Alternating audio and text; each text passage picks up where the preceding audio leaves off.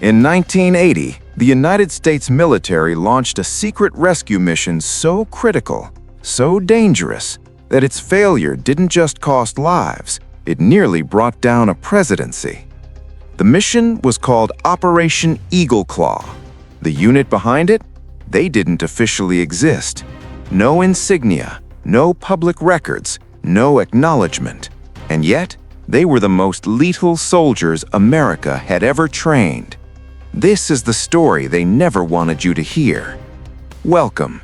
If you found this video, you already know that the most important stories are never the ones told loudly. Today, we're going deep, behind the classified curtain, into the black world of America's most secretive special operations unit, Delta Force. We're going to cover how it was born from disaster, how it operates in the shadows of modern warfare, and reveal the classified missions that changed history, even though most of the world never heard a single headline. Stay with me, because the real story, it starts in blood, it starts in failure, and it starts with one man who refused to accept that America wasn't ready. The year is 1977. America is reeling. The Vietnam War has just ended in humiliation. Terrorist attacks are rising globally. In 1972, the world watched in horror as Palestinian militants massacred 11 Israeli athletes at the Munich Olympics, and law enforcement stood helpless outside. The message was clear. The world had changed. Conventional armies were not built for this new kind of war. And one man saw it coming before anyone else. His name was Colonel Charles Beckwith, and he was furious.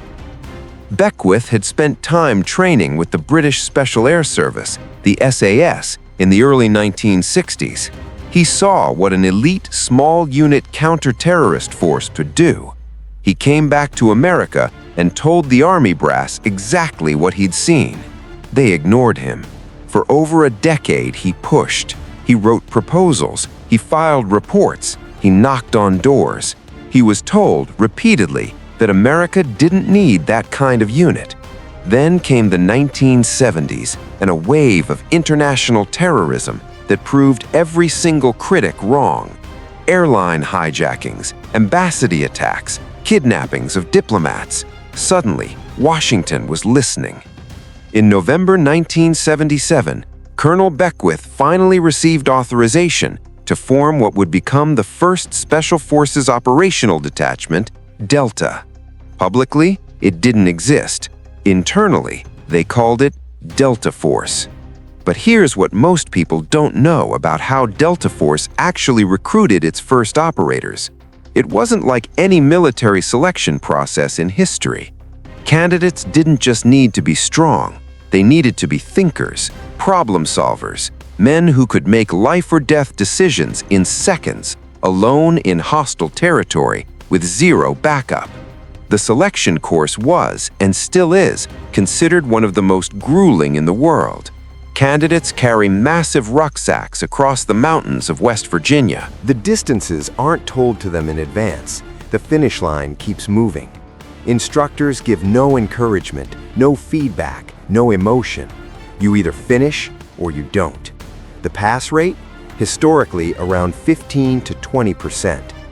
But Beckwith didn't just want soldiers, he wanted ghosts. Men who could blend in, travel in civilian clothes, speak languages, read a room, detect threats before threats become reality. Delta Force wasn't just America's hammer, it was America's scalpel.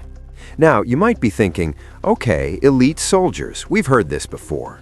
But stay with me, because what happened next, the mission that nearly destroyed Delta Force before it even found its footing, is one of the most classified disasters in American military history.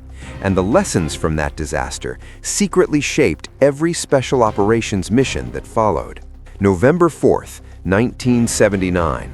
Iranian revolutionaries stormed the U.S. Embassy in Tehran.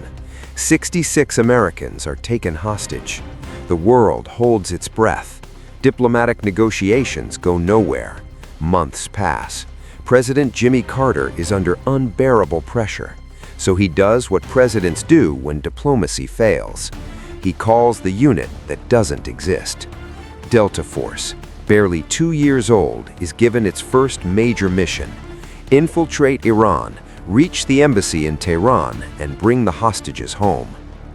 The plan was extraordinarily complex: multiple aircraft, multiple staging points, desert insertion, trucks, safe houses, a rescue extraction from a stadium in the middle of a foreign capital. It required perfect coordination. It did not get it. On April 24, 1980, Operation Eagle Claw began. 8 helicopters launched from the USS Nimitz into the Iranian night. Almost immediately, things go wrong. A massive, unexpected sandstorm, called a haboob, tears through the desert. 2 helicopters malfunction. A third is declared unfit for the mission once it lands at the staging area.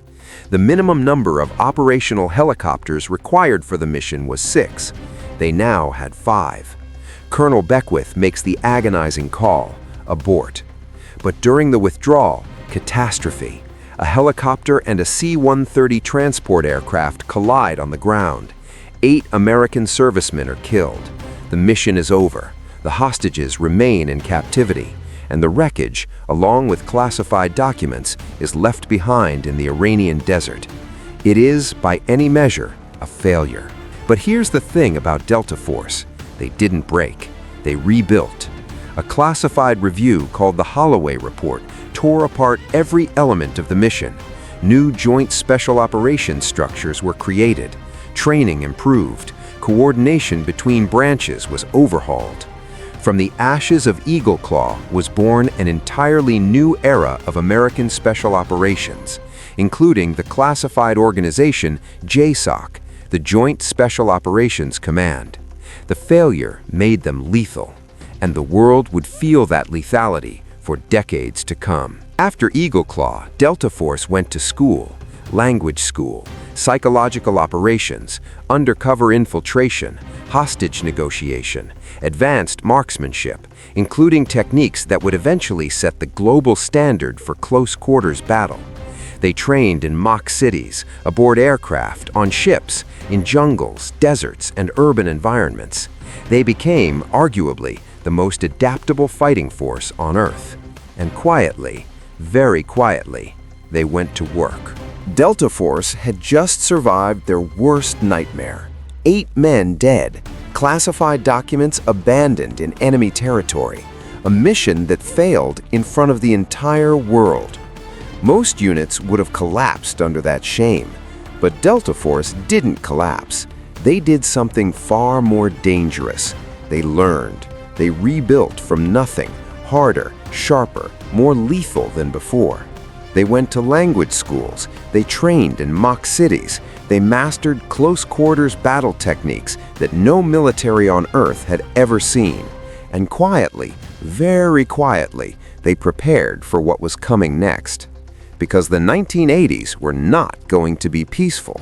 Grenada, Panama, Colombia, Somalia, and in each of those places, Delta Force was already there, waiting in the shadows. So the real question is, what did they do when no one was watching? That story, the classified operations, the impossible rescues, the missions that changed history without a single headline, that is part 2. And I promise you it goes much deeper. Hit subscribe because part 2 drops very soon and you will not want to miss it.